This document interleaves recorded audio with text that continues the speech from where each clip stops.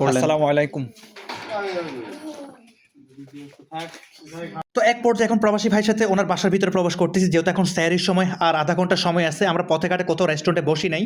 তো টার্গেট করছিলাম, ভাই বলছিল ভাই আমরা একসাথে আপনাকে নিয়ে আমরা স্যারি করবো আমার বাসায়। তো যে কথা সেই কাজ, ভাইয়ের বাসায় একসাথে স্যারি করার পর তো লাস্ট সবশেষে একটা কথাই বলবো, মহান আল্লাহ তাআলার কাছে লাখো কোটি শুকরিয়া, সে ঢাকা এয়ারপোর্ট থেকে সৌদি আরব প্রবাসী ভাইকে পৌঁছে দিয়েছে তার গ্রামের বাড়ি। বিসমিল্লাহির রহমানির রহিম। আসসালামু আলাইকুম, সবাই কেমন আছেন? আশা করতেছি আপনারা সকলে ভালো আছেন। আলহামদুলিল্লাহ, নতুন আরেকটা ভিডিও নিয়ে হাজির হয়ে গেলাম আমি আমজাদ আপনাদের মধ্যে। আশা করতেছি ভিডিওটা সাথে থাকবেন, সম্পূর্ণ দেখবেন।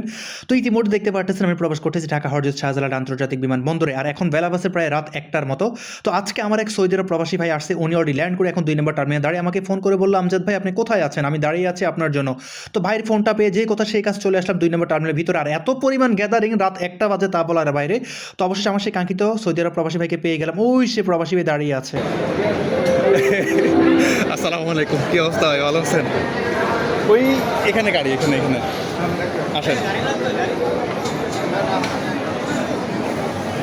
যাবেন কোথায়, লাগলে বলেন, ভাড়া বলে দেবো। ইতিমধ্যে আপনারা যাকে দেখতে পেয়েছেন উনি সে আজকের কাঙ্ক্ষিত আমার সৌদি আরব প্রবাসী ভাই। ভাইয়ের সাথে আমার আগে থেকে কোনো পরিচয় নাই, জাস্ট ভিডিওর মাধ্যমে বিগত 8 দিন আগে ভাইয়ের সাথে আমার যোগাযোগ হয়। আজকে ফাইনালি 8 দিন পর ভাই বাংলাদেশে আসে। আর এয়ারপোর্টের ভিতর দেখেন রাত 1টা বাজে, এত পরিমাণ মানুষ তা বলার বাইরে। তো ভাইয়ের যে মালামালগুলো ছিল দেখতে পাচ্ছেন, এগুলো একটা একটা করে নিজ দায়িত্বে এখন সেটিং করে ফেললাম। তো ভাইকে বললাম ভাই একটু তাড়াতাড়ি করে গাড়িতে উঠে যান, মানে হাঁটতে পারতেছিলাম না, এত পরিমাণ মানুষ ছিল। আলহামদুলিল্লাহ। তো কি অবস্থা আপনার ভাই? এই তো আলহামদুলিল্লাহ চলতেছে। আরে ভাই আপনার নিয়ে আমি যে একটা টেনশনে ছিলাম ভাই, যে আরে ভাই কর দিকে ল্যান্ড করে, যেখানে 10:30 ল্যান্ড করার কথা। যে বললাম না আপনার, আরো অনেক বিমান ইয়ে করে দিছে তো, অনেক ফ্লাইট আমাদের স্থগিত করছে। স্থগিত করে দিছে। কারেন্ট 3টে আসছে না? হ্যাঁ, দুটো পিছনে, একটা সিটের উপরে। তো কটার দিকে জানি ল্যান্ড করছেন আপনি? এই তো কিছুক্ষণ আগে, কত 1 ঘন্টা, 12টার দিকে। মাল পাইতে লেট হয়েছে, কারণ হাতের গুলো ভিতরে নিয়ে গেছে। আমাদের পরে যে ফ্লাইটগুলো এগুলো সব ক্যান্সেল। আজকে কত বছর পরে আসলেন ভাই? আসলাম তো 3 বছর 2 মাস বরাবর। অবশ্যই আল্লাহর নাম নিয়ে এখন রওনা হয়ে গেলাম সেই প্রিয় প্রবাসী ভাইয়ের গ্রামের বাড়ির উদ্দেশ্যে। তো আল্লাহ যদি সহি সালামতে পৌঁছায় আর কি, প্রিয় প্রবাসী ভাইয়ের গ্রামের বাড়ি। আলহামদুলিল্লাহ, ইতিমধ্যে আমার সেই কাঙ্ক্ষিত সৌদি আরব প্রবাসী ভাইকে রিসিভ করে ফেললাম। তো এখন প্রবাসী ভাইকে নিয়ে রওনা হয়ে গেলাম প্রবাসী ভাইয়ের গ্রামের উদ্দেশ্যে।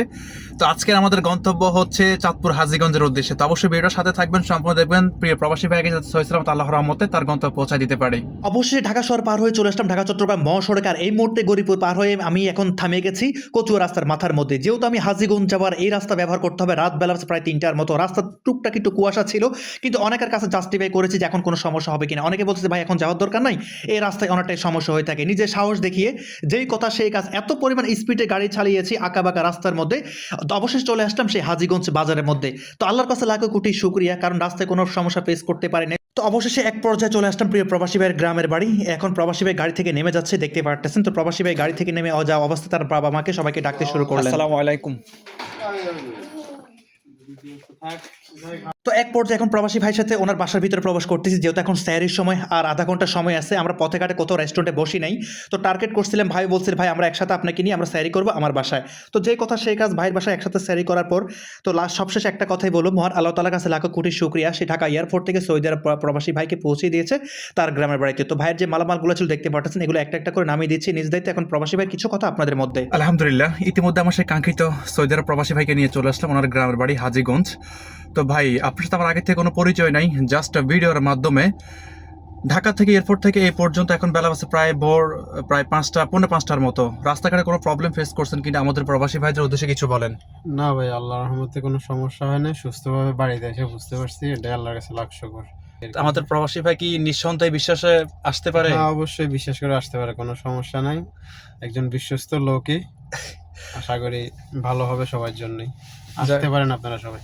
যাক ভাই, আপনাকে অসংখ্য ধন্যবাদ। তো ইতিমধ্যে আমার সেই কাঙ্ক্ষিত প্রবাসী ভাই কি বলেছে শুনতে পেয়েছেন। তো আজকে ভিডিওটা এই পর্যন্ত। যদি ভালো লাগে অবশ্যই শেয়ার করে দিবেন আর পেজটি ফলো করে দিবেন, যাতে সবার আগে ভিডিওগুলো পৌঁছে যায় আপনাদের কাছে। আর আমি প্রতিনিয়ত বল থাকি, আমার প্রতিটা ভিডিওর কমেন্টে আমার ইউটিউব চ্যানেল লিঙ্ক দেওয়া থাকে, অবশ্যই লিঙ্কটি ক্লিক করে চ্যানেলটি সাবস্ক্রাইব করে দিবেন। সকাল ভালো থাকবেন, আসসালামু আলাইকুম।